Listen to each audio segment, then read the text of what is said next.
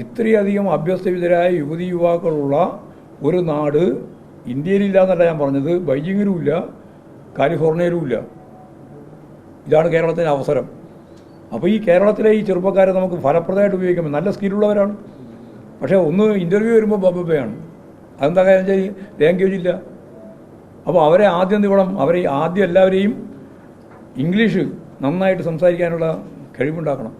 ഗ്രാമറൊന്നും പഠിപ്പിക്കേണ്ട കാര്യമൊന്നുമില്ല, അതൊന്നുമല്ല ആവശ്യം. അവർക്ക് കമ്മ്യൂണിക്കേറ്റീവ് ഇംഗ്ലീഷ് കൃത്യമായിട്ട് കൈകാര്യം ചെയ്യാൻ പഠിക്കണം. അത് പഠിപ്പിക്കുക എന്നാണ് ഉദ്ദേശിക്കുന്നത്. ആദ്യം നമ്മൾ ഈ എല്ലാവരെയും ഈ 1540 ആദ്യം ഇംഗ്ലീഷ് പഠിപ്പിക്കും. എന്നാൽ മാത്രമേ മറ്റ് സ്കില്ലും അതിൻ്റെ ഒപ്പം തന്നെ പഠിക്കാൻ കഴിയുള്ളൂ. അത് ഓൺലൈനിൽ പഠിപ്പിക്കാം ഇംഗ്ലീഷ്, മറ്റത് സ്കില്ലിൻ്റെ ഭാഗം തന്നെ പഠിപ്പിക്കേണ്ടി വരും. അപ്പോൾ ഇതൊരു പുതിയ പരീക്ഷണമാണ്. അതിൻ്റെ ആദ്യത്തെ ഉദ്ഘാടനമാണ് ഇന്ന് മൊറ കോപ്പറേറ്റീവ് ആർട്സ് ആൻഡ് സയൻസ് കോളേജിൽ നടത്തിയത്. രാഷ്ട്രീയമൊന്നും പ്രത്യേകിച്ച് പറയാനില്ലല്ലോ, എല്ലാം പറഞ്ഞുകൊണ്ടിരിക്കുകയല്ലേ. എന്നിട്ട് നിങ്ങൾ ഈ 2 വാർത്ത മാത്രം വരാതിരിക്കുകയും എന്തിനാണോ പത്രസമ്മേളനം നടത്തിയത് ആ പത്രസമ്മേളനം നടത്തിയത് മാത്രം പത്രത്തിലുണ്ടാവില്ല.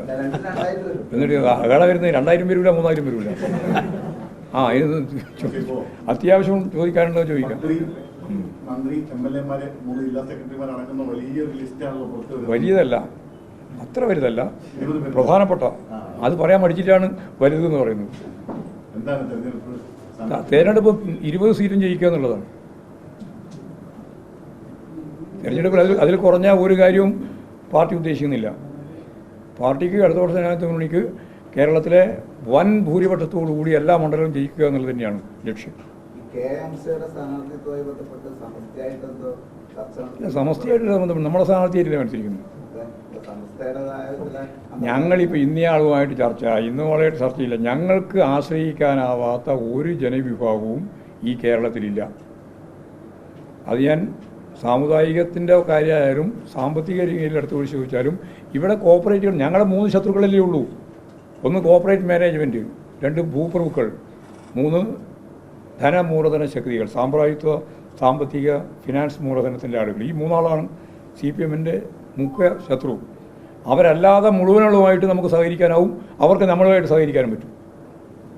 ഇതാണ് പാർട്ടിയുടെ ഏറ്റവും പ്രധാനപ്പെട്ട നിലപാട്. ഇത് 1964 പാർട്ടി പരിപാടി തന്നെ വ്യക്തമാക്കിയിട്ടുള്ള, പരിപാടിയിൽ പരസ്യപ്പെടുത്തിയിട്ടുള്ള രേഖയാണ്.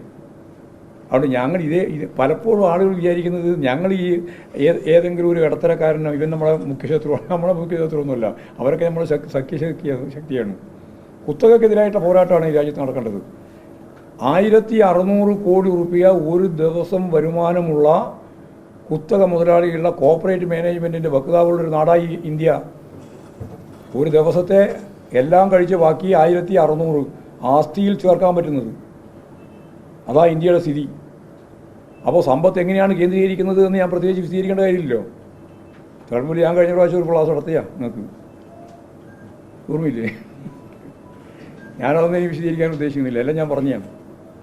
അങ്ങനെയുള്ള ഒരു സമൂഹത്തിൽ സ്വാഭാവികമായിട്ടും ഏറ്റവും പിന്നണിയിൽ നിൽക്കുന്ന പാവപ്പെട്ടവരെയും ഇടത്തരക്കാരെയും എല്ലാവരെയും പാർട്ടിക്ക് ആശ്രയിക്കാൻ സാധിക്കുന്നതാണ്. അവർക്ക് പാർട്ടിയെയും ആശ്രയിക്കാൻ സാധിക്കുന്നതാണ്.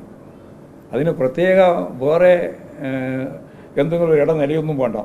എല്ലാവർക്കും പാർട്ടിയെ ആശ്രയിക്കാം, പാർട്ടിക്ക് എല്ലാവരെയും ആശ്രയിക്കാം. ഇതാണ് ഞങ്ങളുടെ നിലപാട്.